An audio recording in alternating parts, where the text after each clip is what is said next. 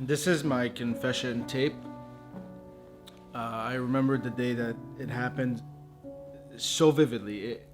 I was 26, and I had invited some friends over to celebrate something important, and I had nothing on my mind other than this exact moment, the moment I was in. I was so happy. Everything was completely normal, and then I remember when it happened, I just got this call from a friend of mine, and he asked me the weirdest question. He just asked me, is it safe to come? And at the time, I literally had no idea what he was talking about, but it was the first time that I heard her name.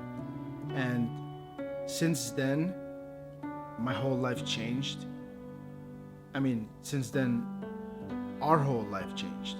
Retired Los Angeles Lakers basketball star Kobe Bryant has been killed in a helicopter crash. Supreme Court Associate Justice Ruth Bader Ginsburg. A cinematic king. Of Congressman John Lewis. Alex Trebek has died. Now to Australia, where they're facing those massive fires. A volcanic lightning storm develops. The worst plague of locusts. Declare this a global health emergency. How serious is this? What's keeping you up? A total and complete shutdown of Muslims entering the United States. Now a dozen or so towns, as you mentioned, also on lockdown. The single largest point drop in history. A massacre in the honeycomb. A massive explosion has torn through the Lebanese capital, Beirut. Okay, no. I am not reliving this again, and I'm not putting you through this again either.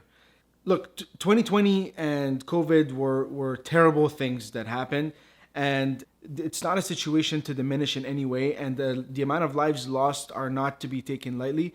It's extremely serious, and I'm not in any way trying to take anything from that. I think, though, that we could all do with some positivity at the end of this year. So how about I remind us of some of the moments that made us happy in 2020? Can we start over? Let's start over.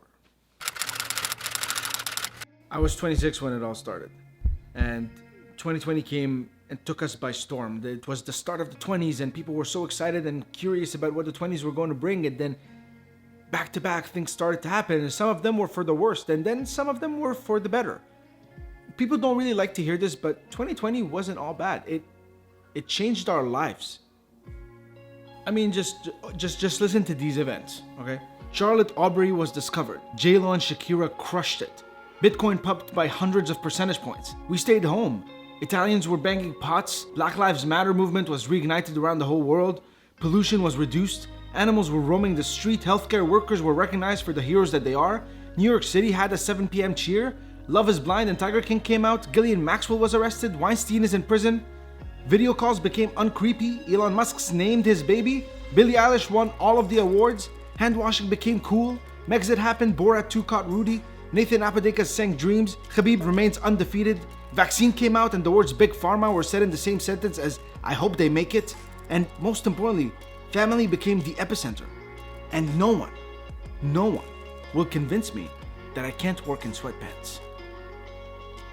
It's much better, right? I'm not gonna deny that it's not easy to remember the positives of 2020. It's been one hell of a year. And each of us will remember it differently, but we can all at least agree that some of it was positive. Or at least that's how I want to remember it. I genuinely want to remember it as the year that changed my whole life. And 2021? About f***ing time. That's it for today, habibis. I hope this reminded you of some of the positive stuff that happened in 2020. Don't forget to like and share and do all this stuff. It helps a ton. You guys know that. And I'll see you tomorrow. And until then, remember that it's one life. Live it right. And enjoy the last moments of this freaking year. I'll see you tomorrow. Peace.